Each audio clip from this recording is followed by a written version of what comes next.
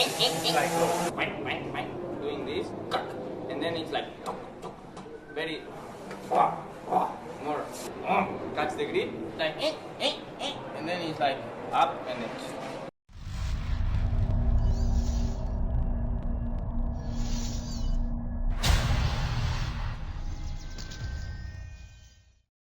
Welcome back, ladies and gents. I hope you're all having an excellent day. In today's analysis, we're going to be getting into the Bitcoin charts. As usual, also taking a look at Chainlink and Ethereum. I want to share with you my thoughts on the lower time frames, the high time frames, take a look at some of the critical regions on the charts, some of the potential trading opportunities on the charts, and also, more importantly, I want to go through our oscillators here on the lower time frames. We want to take a look at our momentum, see where it's potentially headed for tonight's session once the New York Stock Exchange does open, and so once we do see some more volume coming into the market. So as you guys know, I don't like to waste any time. Let's get right into the analysis, starting off here on the 4-hour time frame, as that is what we are focused on. We can go ahead and put this on the 4-hour time frame as well. And what we are seeing is, of course, a rejection from that 80 zone that we spoke about yesterday. So that's very, very important, as we did start to lose on the next candle, lose the weekly pivot here.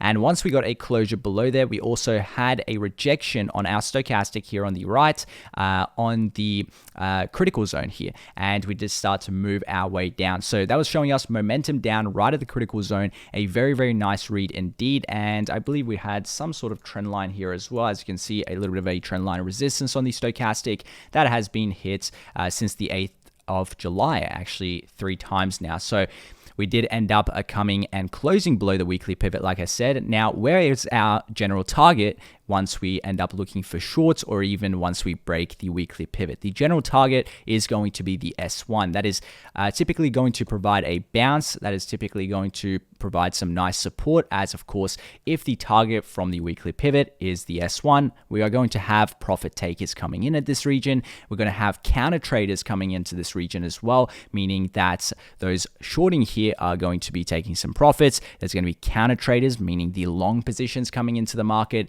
And since then, we have had quite a nice bounce of about 2.1%. So the short-term support, the weekly S1 here at $32,638. That is a very important support region that will need to be held over tonight's price action once the New York Stock Exchange does open. That is going to be extremely important to me, as breaking that region, I'm going to be targeting moves lower here. We do have a very nice liquidity range here on the 8th of July, where we started our impulse to the upside, hitting, so the low of this candle is around $32,000 flat, let's call it. And I like this region because it actually lines up with the weekly S2 as well, which is $31,877. So that's a big area. Remember, last week we actually looked at long positions on the weekly S2. That was in confluence with our high time frame support regions, and from there, we did end up reversing about 7.4% in price action. Let's call it from 32.3 here all the way up to about 34.7. So I do like that very much, because if we go on to our high time frames, we always want to look at those, of course, as they are more important. We have come down from that point of control. So as I let you guys know, that is at least a very nice take profit one on those long positions, as we've had an oscillation from the value area low here, the monthly profile, up to the point of control. And so that is a very nice take profit region to be watching, and to be even counter trading, because that is also the monthly pivot and the upper point of control here. Now, where did we talk about just then? Let's go ahead and put it on our charts. On the lower time frames, we talked about this around this region. So let's put this on our charts. We want to go right here. And taking a look at this, we want to go on to the lower time frame, so we can just have it on our charts. On the 4-hour, you can see that the weekly S2 once again does show us a key support region down there. Now, of course, we're getting a little bit ahead of ourselves, because we have not broken the weekly S1 just yet. But any breaks below there, we have a very nice region to be watching, as we have once again our lows from the 8th of July. We've got that S2, and we've got that higher time frame support region, which is extremely important. So definitely be on the watch out for that. This is a completely valid long trade, which should be, in my personal opinion, take profit one ones should be hit on that. We will go through some positions towards the end of the video as usual. And what I would like to see over tonight as well for the bulls in this case here is going to be the weekly S1 held, a move back up here on the 4-hour stochastic. So getting a little bit of a move from the critical zone here down back at the critical zone in the bearish control territory. So it is possible we still do bounce inside of this region, and that would mean that basically price action will gain some more momentum to the upside. Definitely be on the watch out for this, because if we go ahead and maximize this chart and take a look at it here, we can see that we have come down to the support region from all the way from the 19th of June. Now, this is one that we've been trading. I've shown you many times, but it is, obviously we broke it a little bit here, but we ended up getting into long positions anyway as the momentum started to pick back up near this trend line support. This is from the 19th of June. If we look at the charts here, we can see that we can see basically from the 19th of June right here, we had quite a nice bounce from 34,800 all the way up to 36,400. And then once again on the 26th of June, that was our absolute low, coming from almost $30,000 flat and taking us up all the way to about 36,500. And then taking a look at this area as well, we can see that was our lows on the 2nd of July, taking us up once again. These are some pretty big moves inside the range, guys. This is the smallest move that we've had, and that's a 10% move to the upside. And then of course we did hit it twice after that as well. And the last one was these longs that we picked up that we spoke about profit taking yesterday as we were at that point of control. So that's about an 8% bounce. So once again, we are back on this support region. That gets me very interested, and that gets me watching the charts and of course trading in that way as well, because we are back on the support, the historical support. Well, not historical, right? Just from the 19th of June, which still is important, because on the 4-hour time frame, we have had multiple bounces on this. Price action or the stochastic has been respecting this level indeed. So now going on to that's really about it for the for the lower time frames. These are the regions that I'm watching. These are the regions I'm going to be trading. You'll already know the weekly S1 is a big region. We talk about this a lot here, and of course, what we need to do in the short term, if you are bullish on Bitcoin, is get back above the weekly pivot. If we're below the weekly pivot, or just the pivots in general, based on the time frame that you're trading, generally looking at it as a bearish bias, and above, we are looking at it as a bullish bias. So therefore, I would like to see moves back above there. But that's a nice resistance point at $33,869. So not going to talk about too much of the same things that we've already spoken about. So I'm going to kind of wrap up the Bitcoin analysis here. That is about it for the Bitcoin analysis. If you guys are unaware, we are still below our bearish order block. We won't get into that too much. You can watch yesterday's video. We've spoken about it literally every single day since the 21st of June. So that would still be a key resistance based on the high time frames, just like this right here is a key resistance based on the high time frames. We have our monthly market profile value area low inside of that region. Don't want to see any closures below there. And now we are attempting a little bit of a bottoming formation, a little bit of a double bottom here on the weekly S1. Now let's move on to the link charts. What I want to do here today is go on to the linkbtc and the Ethereum Bitcoin pairings, because we take a look at the USD pairings, because a lot of you guys like to trade derivatives with me on these exchanges. But what I want to do today is actually take a look at the linkbtc and linkbtc and ETH BTC, as that is going to be nice. So we spoke about a little bit of double bottom forming here. Now, what was important was, of course, the base that we were trying to build, and we're just back on that base still.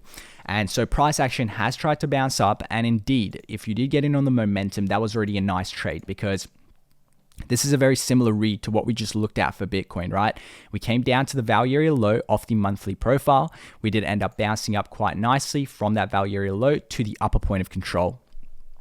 That was a 16% bounce. At the very least, when we are looking for longs down here, we're looking to take profit at that lower point of control and the upper point of control. And as you can see, perfectly hitting the upper point of control before a rejection. So this is the linkbtc chart. We've had a 14% rejection, and we are simply back on the local support, which is the value area low, which makes, once again, for some nice long positions, we've already bounced up about 3% as a scalp, as a day trade. That's already a fantastic trade, but we're talking about a daily and a high time frame here. So this zone that we see on the charts, which we're actually going to put on the charts right now, from the value area low down to the monthly S1, that is a big area. That is what I'm going to be looking at.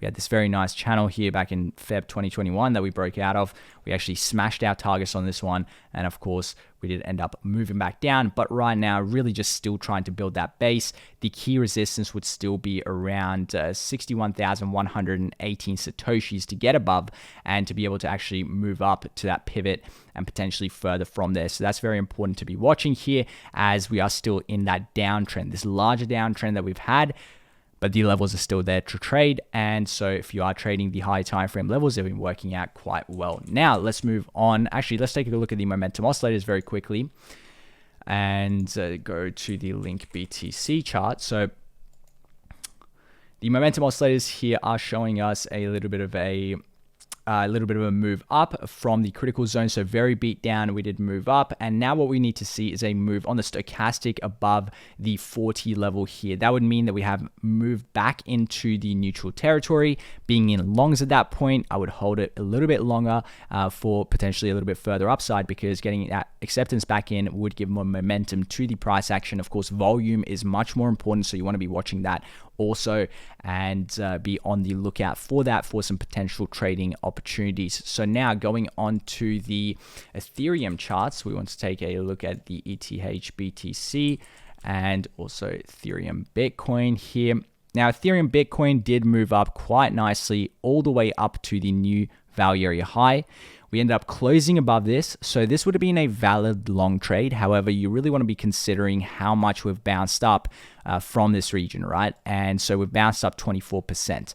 But let's say that you did trade the acceptance above the value area high here. What you would need to do is be actually looking at the next candle, of course, right? We needed some open and closes above here, and we did get a very slight move above it on this candle on the 6th of July. Not the strongest closed, but then we had another candle here. Now this candle came with a little bit of a indecision candle. I would look at this as a little bit of an indecision candle, especially being above the value area high. That is time to start to kind of look at this as a very, just pull these stop losses much closer on this one. And of course, once we have acceptance back into this region, then we can be looking to close full positions based on the longs that we have potentially from down here, right? We already spoke about the very nice move that we had below the lows. That's of course a swing failure pattern off the lows, a very simple trading strategy here that you guys can see, move to the lows. And since there's a lot of liquidity there, stop losses there, that has been taken. It actually gave you two very nice opportunities. So getting that big bounce from this region, that's enough to take some profits, right?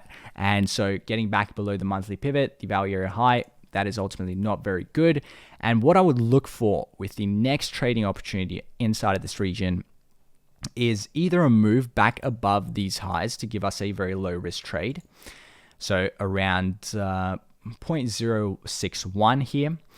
That's what I would be looking at. And then if we cannot reclaim that, well, of course, we have some more pressure down. If we look at our stochastic, we've actually had a rejection before even the neutral territory. So still some pressure on.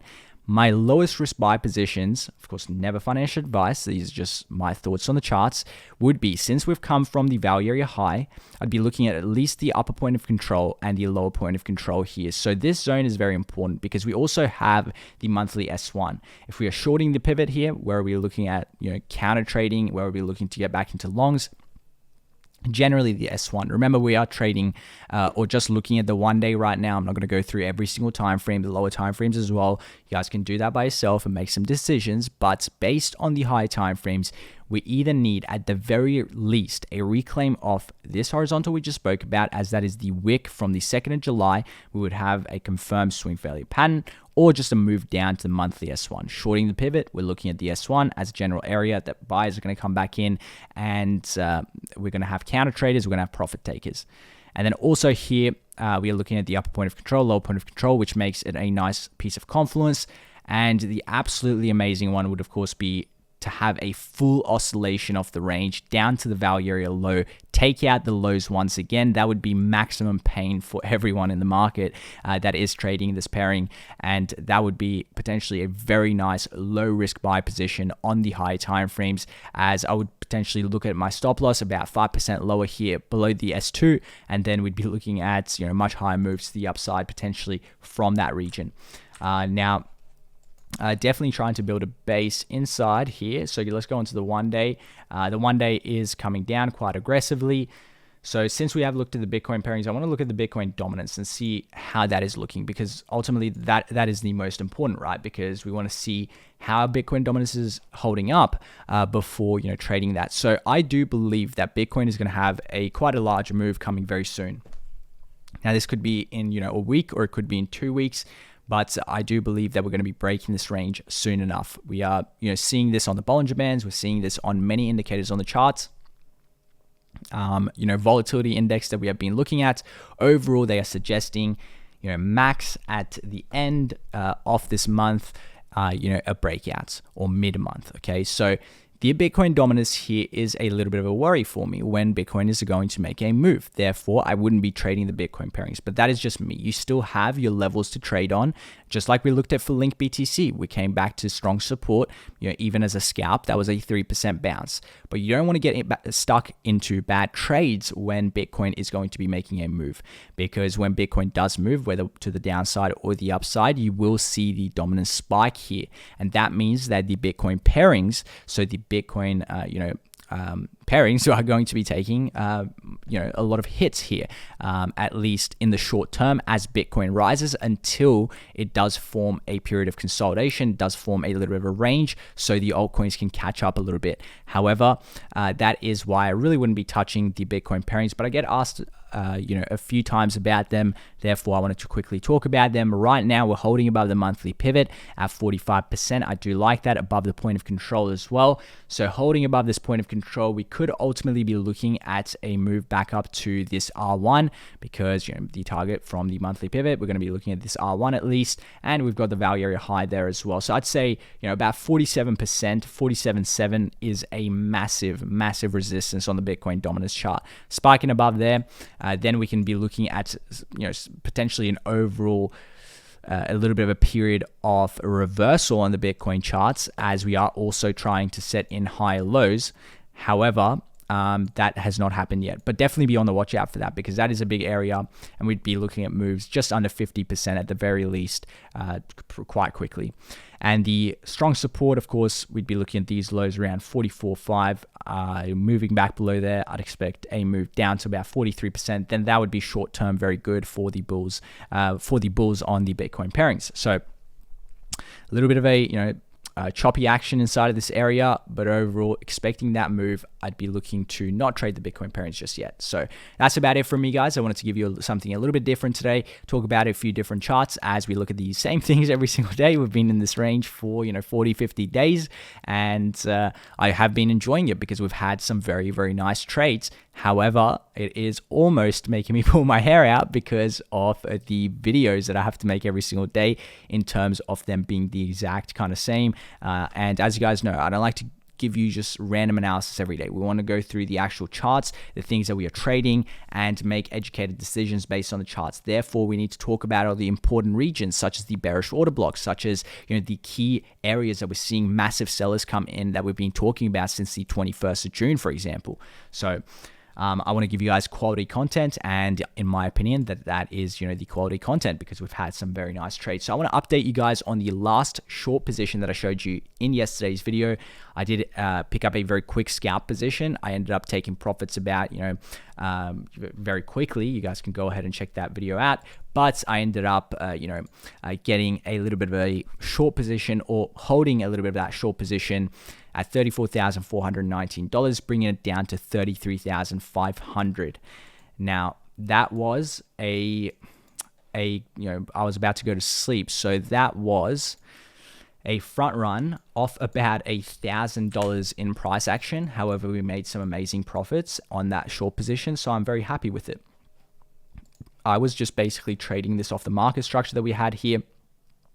We had some high highs and high lows, even though I was expecting these lows to be taken, as I had said to my group as well. We were speaking about, this just being a key area because, price action rejecting, going back below the monthly pivot. Where's our general target? Is the S1. We also look at the July lows. There's a lot of liquidity here from those long positions, stop losses to take in this area. But I ended up just trading it off the market structure anyway and getting off the charts basically. So that is why I ended up closing at $33,564. We still made 27% profit, but I did miss about $1,000 in price action, which I do not mind about at all. But that is my reasoning behind that, just to kind of explain it. I personally was not around the PC here for this very nice long position of the S1, but I did see that a lot of you in the group did take it, so good job on that. That is a very low risk trade, and taking profit ones on those, that is very, very good. But what I am actually in right now that I have not updated yet with the photo here is actually a long position. Now I'm going to explain my reasoning behind this. I ended up getting into this long position a little bit later after we already started to bounce up, and I have been in a little bit of a red position today, so I've been in a little bit of a loss, but I have not taken that just yet because my invalidation has not hit for it. So my stop loss is still in place and that trade is not invalidated just yet. Could I get stopped out on that? Most definitely. And as I already talked to you guys about it on a day-to-day basis, you are going to be getting stopped out of trades as well, but ultimately you really want to keep those trades low risk so your wins can outweigh those losses. Of course, that is just simple risk management that you want to be following. You want to be following the position sizing in every single trade. So my entry is just under $33,000 on this long position, and I may very well get stopped out on it, but I don't mind at all. And my invalidation would be in a very, very nice area. So right now, we have moved up today and chopped back down, but since the invalidation has not hit, I have not taken anything off that position. I will let you guys know how that goes in tomorrow's price action, and I guess you'll be able to see it anyway. If momentum does come back in, we lose the S1, and even prior to the S1, you can already bet that I will be in those short positions, or at least I will be trying to get into those short positions. So thank you guys so much for watching today's video. I appreciate your time. Go ahead and leave a like on it if you did enjoy this style of video, and if you are wanting to join the private technical analysis group, get access to my programs and all of the content on there, go ahead and send me a message on Discord. My username is down below in the description, so check that out, and you have to wait to be added back before adding me. Thank you guys so much, and I'll catch you in tomorrow's one.